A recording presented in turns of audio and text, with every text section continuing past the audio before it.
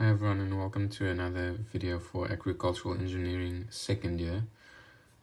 So if we have to pick up where we left off on the previous video, where I was explaining the effect that drainage has and the lack of drainage has on the soil and also waterlogged conditions, we are still busy dealing with those waterlogged conditions. So there's a lot of water on your soil surface and in your soil, and you need to find a way to take care of all of the water that's on your soil. So to solve this problem, you have two stages. Firstly, you have to address the source that the water is coming from.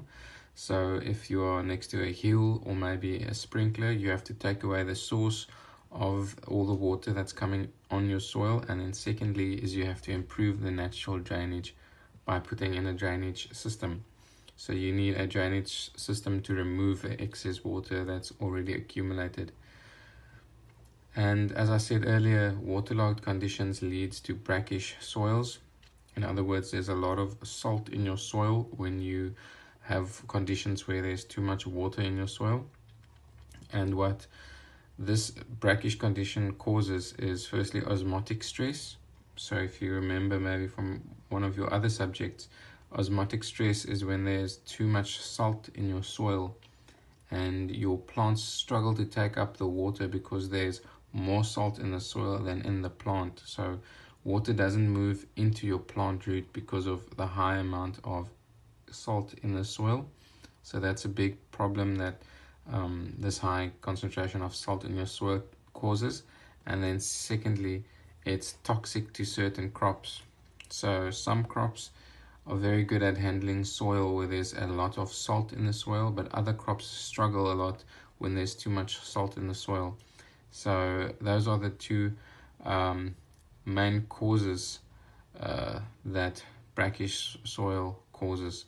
So what are the causes of brackishness? So what causes this brackish or salt-like solution in your soil? Firstly, the salts accumulate in low rainfall areas with high evaporation and low permeability. So you can imagine this is a kind of soil that's in a very dry, hot area. And so every time that there is rain or something occurs on the soil, it immediately evaporates and only the salt that was in the water is left behind on the soil. Secondly, excessive irrigation causes salts to move to the upper layer. And that is when you are irrigating so much that the water goes down deep and then the water table underneath the soil surface starts rising. So the salts that you had in that soil starts moving to the surface of the soil. And that is what is meant by excessive irrigation that causes this salt to move up to the upper layer. Thirdly, the use of brackish water for irrigation. That just means when you are irrigating and there's already a lot of salt in your solution, then you will just add more salt to your soil. And then a weathering of rock with a high salt content. So any underground rock or any materials or minerals that's under the soil, while it's busy weathering, that salt will then be removed from the rock into the soil. And now we look at the sodium danger. So the danger to the soil of having all of this salts in your soil. So firstly, we can divide your salts up into two groups, and that is your monovalent cations. So that's potassium and sodium. And with monovalent, I mean if you look at the element, there's only one plus on it, and it's usually in the first group of the periodic table. And then you also get your divalent cations, which is calcium and magnesium, with the 2 plus next to it. So you'll see on your periodic table it's usually in your second group. And there's a big difference between what these two groups of elements cause to your soil. So your potassium and sodium, they are detrimental to soil structure, whereas your calcium and magnesium, which is in group 2, they improve your soil structure, which means you'll have aggregates of soil forming, you have better soil permeability, so water can move better through your soil, and your roots can also take up elements easier from that kind of structured soil. And that's why it's a big difference between having a lot of calcium and magnesium in your soil and then having a lot of potassium and sodium.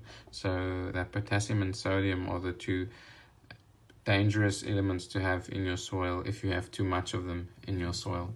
And this SAR and ESP are just ways of indicating the amount of salts that you have in your soil. So exchangeable sodium percentage is ESP, and then the sodium adsorption ratio is SAR, and they just give you an indication of how much potassium or sodium or maybe calcium and magnesium you have in your soil at any given moment, and then you can determine if you have a good soil structure or not. And then EC is just the salt concentration in your soil solution at any given time.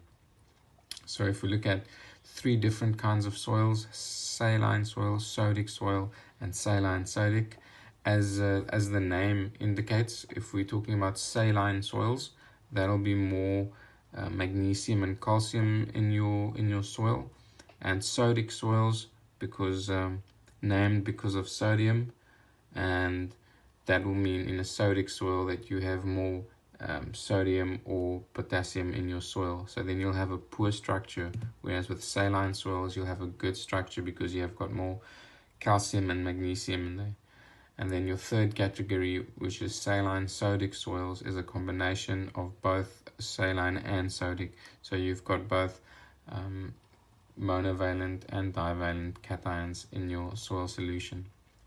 So we're just going to go through these three types of soils. Saline soils, it's soils with excessive salts, so salts being calcium and magnesium.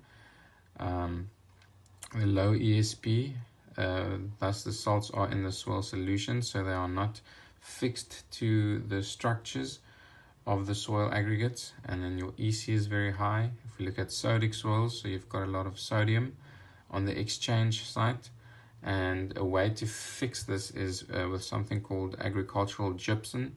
So agricultural gypsum has a lot of calcium in there, and the calcium and the sodium, they basically change positions. So if you are going to apply agricultural gypsum to your soil, then the sodium that's in your soil will bind to the agricultural gypsum, and your calcium will then fall off your agricultural gypsum and be in your soil. And that is how you